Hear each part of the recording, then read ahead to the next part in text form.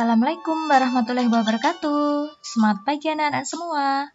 Apa kabarnya hari ini? Mudah-mudahan semua dalam keadaan baik-baik saja ya. Oke, pada kesempatan hari ini kita akan belajar IPA. Tapi sebelumnya silahkan kalian buka Bu Pena jilid 6D halaman 5. Di situ kita akan belajar tentang rotasi dan revolusi bumi. Sudah siap? Oke. Untuk yang pertama, kita akan belajar rotasi bumi. Apa yang dimaksud dengan rotasi bumi? Rotasi bumi adalah berputarnya bumi pada porosnya dengan arah berputar berlawanan jarum jam. Waktu yang diperlukan atau waktu itu adalah kala ya. Jadi waktu atau kala yang diperlukan bumi untuk satu kali berputar itu adalah 24 jam.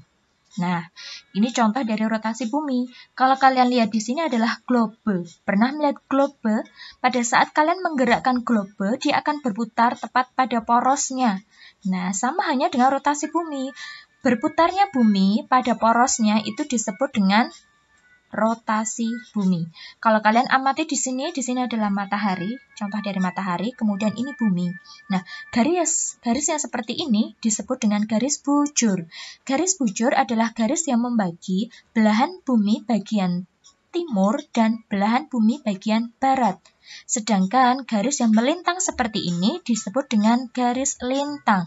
Garis yang membagi antara belahan bumi bagian utara dan belahan bumi bagian selatan. Hal seperti ini, adanya garis lintang dan garis bujur ini nanti yang akan mempengaruhi adanya perbedaan waktu maupun perbedaan musim. Nah, oke, kalau kalian amati di sini, saat belahan bumi terkena sinar matahari, itu akan terlihat terang atau dia akan mengalami siang hari. Sedangkan belahan bumi yang tertutup atau gelap ini akan mengalami malam hari. Kemudian, pengaruh rotasi bumi. Pengaruh rotasi bumi itu ada yang pertama adalah terjadinya siang dan malam. Seperti yang sudah Bu Ari sampaikan tadi, terjadinya siang dan malam pada waktu belahan bumi yang terkena sinar matahari, dia akan terjadi siang dan yang membelakangi itu akan terjadi malam. Yang kedua adalah perbedaan waktu. Kalau di Indonesia sendiri ada perbedaan 3 waktu di wilayah WIB atau waktu Indonesia bagian Barat, WITA atau waktu Indonesia bagian Tengah, dan WIT waktu Indonesia bagian Timur. Selisih perbedaan waktunya adalah 1 jam. Kemudian yang ketiga adalah gerak semu harian matahari. Apa yang dimaksud dengan gerak semu harian matahari? Kalau kalian melihat matahari itu kan terbit di sebelah timur dan tenggelam di sebelah barat. Kalau kalian itu melihat seolah-olah mataharilah yang bergerak. Padahal sebenarnya yang bergerak adalah buminya. Itulah yang disebut dengan gerak semu harian matahari. Kemudian yang keempat, perubahan arah angin. Perubahan arah angin ini yang akan mengakibatkan gerak arah air laut. Nah, ini dimanfaatkan para nelayan untuk mencari ikan. Kemudian yang kedua adalah revolusi bumi. Apa yang dimaksud dengan revolusi bumi? Revolusi bumi adalah berputarnya bumi mengelilingi matahari.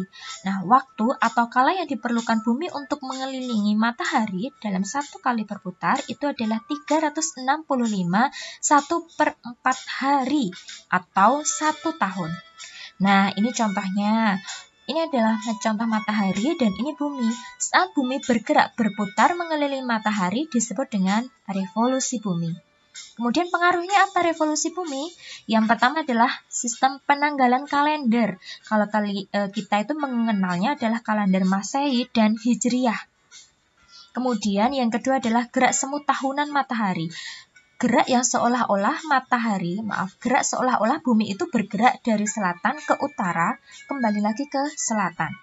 Yang ketiga adalah perbedaan lamanya siang dan malam antara negara bagian satu dengan yang lainnya, itu terjadi perbedaan lamanya siang dan malam karena pengaruh dari revolusi bumi. Kemudian yang keempat adanya perbedaan musim. Ada musim kemarau, musim hujan, musim panas, musim dingin di berbagai belahan bumi. Kemudian yang kelima adanya rasi bintang. Apa itu rasi bintang? Rasi bintang adalah kelompok bintang-bintang yang membentuk pola yang letaknya saling berdekatan. Nih, baru kasih contoh. Kalau kalian pada waktu malam hari coba lihat langit ya, itu ada titik-titik yang membentuk seperti ini disebut dengan rasi bintang biduk. Kemudian ada rasi bintang Waluku atau nama lainnya Orion, rasi bintang kalajengking, dan rasi bintang pan. Paham nggih untuk materi hari ini? Nah, untuk tugasnya adalah silakan kerjakan Bu Bena 6D halaman 27. Jawabannya saja.